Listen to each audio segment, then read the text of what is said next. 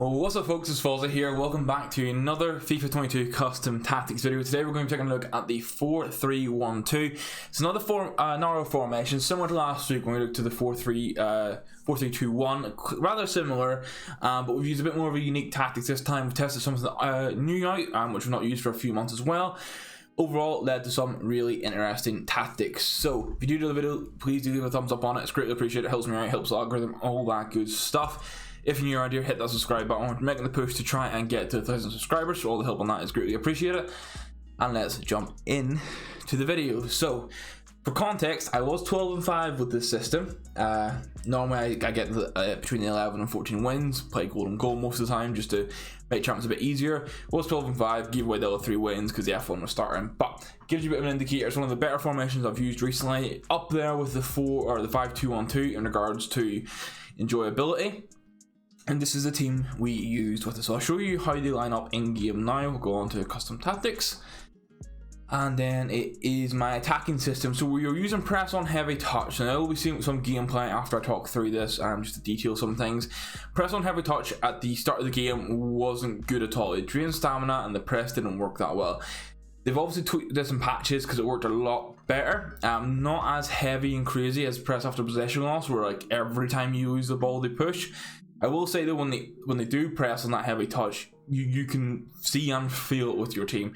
Everyone goes for it, and obviously that can potentially get you caught out. We'll see that more in the gameplay. The width we're doing 45 is kind of where I like to sit at for 4 at the back right now. It's a nice little sweet spot, and we're continuing with 60 depth, where we don't want to be crazy depth, because I think if you played like 80 depth, this press on heavy touch, you just get absolutely hit with 3 balls over the top like all the time with the pace merchants. So 60 gives you enough sort of positioning along the pitch to win the ball back nicely and counter attack, but not too much that you're completely vulnerable. And then on the build up play, we're running long ball and forward runs. My combinations between fast build up or long ball with forward runs is sort of what really fits the meta right now. This system, you don't have a wide player. You'll see how the fullbacks work, but outside of the fullbacks, you don't have wide players. So having this forward runs to make your centre mids get forward. I've actually got some clips of how good your attacking centre mid can be in this.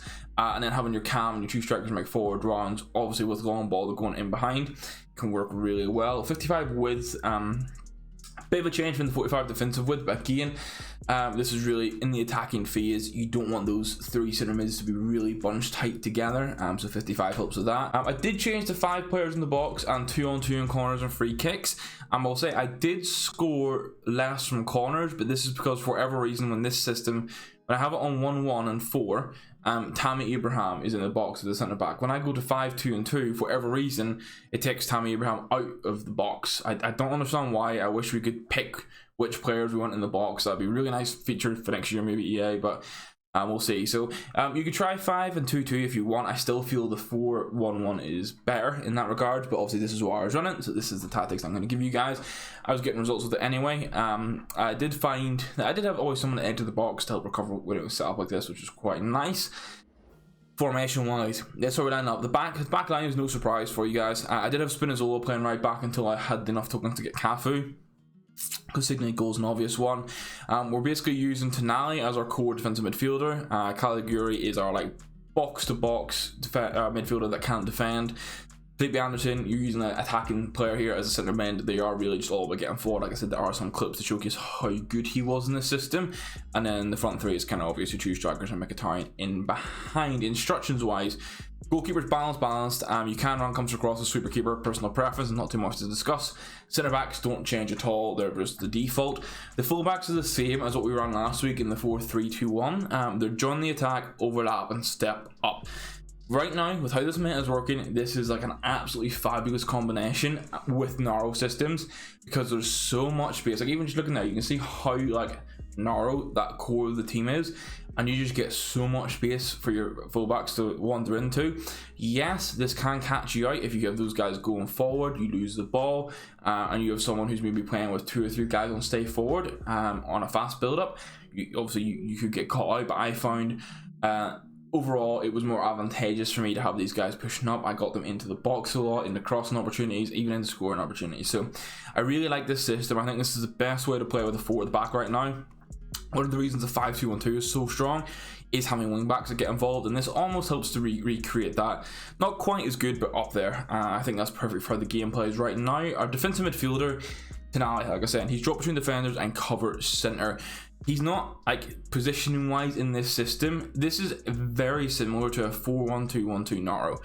However, the 4-2-1-2 Naro, this right here would be a central defensive midfielder rather than just a central mid.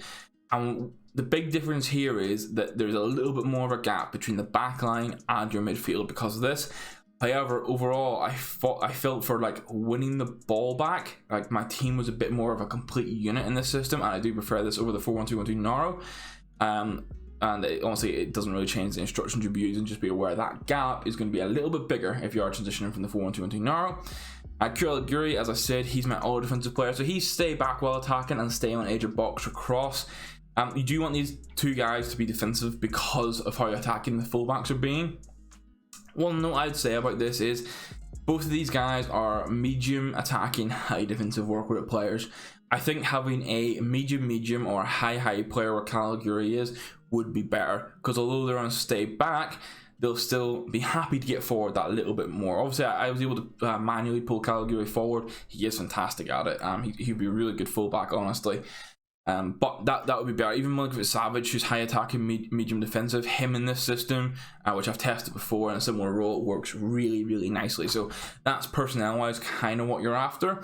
As I was saying, these left center mid is your attacking player, so he's going to be on get forward and get into the box for cross.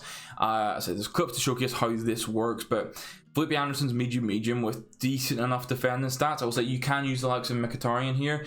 You essentially want a winger who has decent defending stats. That Chiesa card, even his striker or right wing would work here.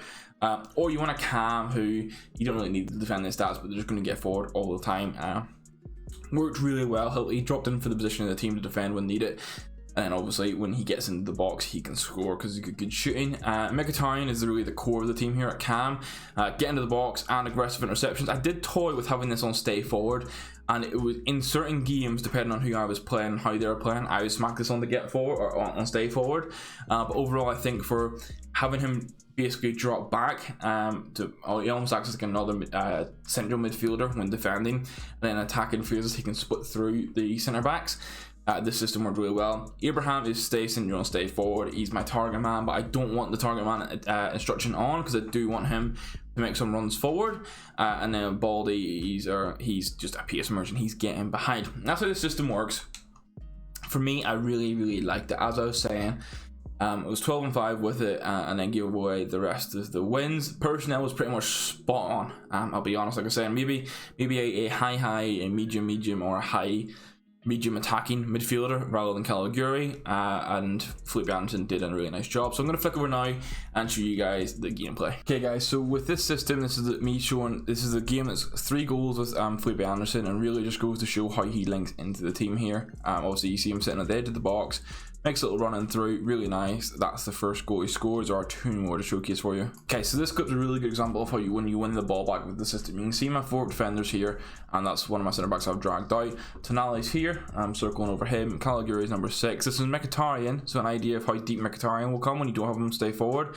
And then Felipe Anderson's at the top of the screen here, but I'm just going to let it play out. So this is the second goal he scored. Obviously intercept with Luis Felipe across to Insaldi, and you can just see the long ball and forward runs. People are eager to make these runs forward. Cut it back through into Tammy. Felipe Anderson makes a run, and then just nice little composed finish with him. But that's where I think you do want an attacking player to get sense. I'm just going to let this play out because I'm pretty sure in these next 25 seconds I go up and score with Felipe Anderson again. So just to let you give an idea, obviously this is straight from kickoff. This is 4-3-1-2, bit of an example of how things play. That pass was meant to go to Mkhitaryan, was really overhit, and then I was able to rework this and get Felipe Anderson involved again. See that there's Insaldi as well. You see how far the wing backs get up. Bit of skill from Felipe Anderson and just a really nice finish. That's an idea of why I say you want a winger or like a cam like Mkhitaryan, Brahim Diaz, those sort of players in that position, because yes, they need to track back and need to defend a little bit, but they also need to be able to score and be creative. Right, next up with this game, there's 2 defensive issues I want to show you guys just to make you aware that all these systems, the best tactics possible, but none of them are perfect. There's always a little bit of issues. So there's 2 defensive issues here, and then also many of the goals that can be scored with this system. So, okay, so the first sort of defensive issue, this comes from me having a little bit bad defending, and I was playing golden goal, so I did leave after this goal conceded. I messed up with the free here. That was an awful sort of move and tackle. Mbappe then got through, and then I was just left vulnerable. You see, I was on the attack, I lost the ball, and that's what can happen with those systems. Your fullbacks are really far forward. You're really relying on your 2 defensive, your 2 center backs and your defensive midfielder in that case. Again, here you can see we're on the attack, and this is going to be another goal that gets conceded, and then everything after this is really attacking. But you can see here, like, how I'm attacking, essentially I'm left in 2v2s a lot. And Saldi's here, and this is him here, I'm circling the mouse. Spinazzola's down here. Now this guy didn't have too many players back, but I was left in the 2v2. He had Benzema, I think it's CR7, he has here Ronaldo, and I've got De Vrij and Luis Felipe, so he's able to break through. And then obviously because Spinazzola is still tracking this man, it's a really easy way for him to attack. And this was my early games with it.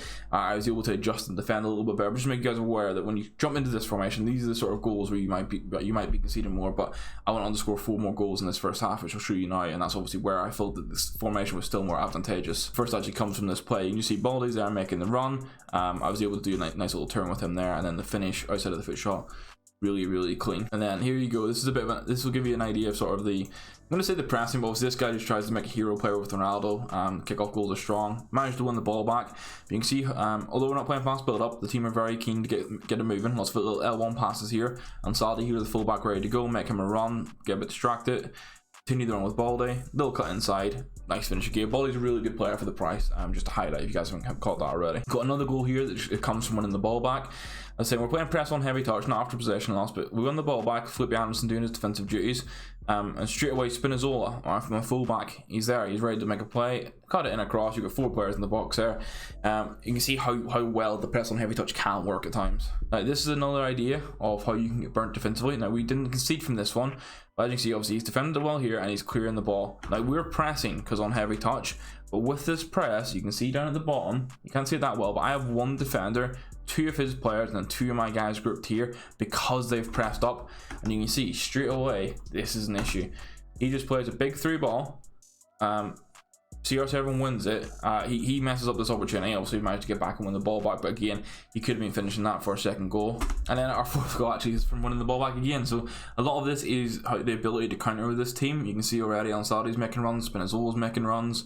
Tonali is happy to get forward a little bit more. You can see him actually wanting to make a run, and then we just got clean through with Baldy, a little finesse shot. I loved it for winning the ball back and going and scoring. It was such an aggressive formation without having a crazy high depth. You know, this one play out, obviously we came through here. Abraham took a really heavy touch, which was frustrating, but they go to clear the ball, and we win this back very quickly. Tonali there, all high and pressing. A defensive midfielder would have been further back there, just really nice. But if for example, if I can get this up here, whenever he's winning the ball back here, this is obviously Spinazzola, Tonali, Felipe Anderson, and Caligari is sat back here. He's actually, because Tonali's not dropped between the defenders, Caligari still stayed back. But if this was a defensive midfielder for Tonali, he would be deeper back. Being a centre midfielder, happy to win the ball back, and then obviously just allows a little bit of link-up play for the goal. This one's another brilliant example of the 3 ball opportunity you get for winning the ball back. You can see again, kind of similar setup. You've got your 2 strikers here, Mkhitaryan's over here. My back 4 are all on the line here, but the other 2 are behind my webcam, but there's a back 4 here, Caligari and Tonali. This is kind of like the defensive shape you have.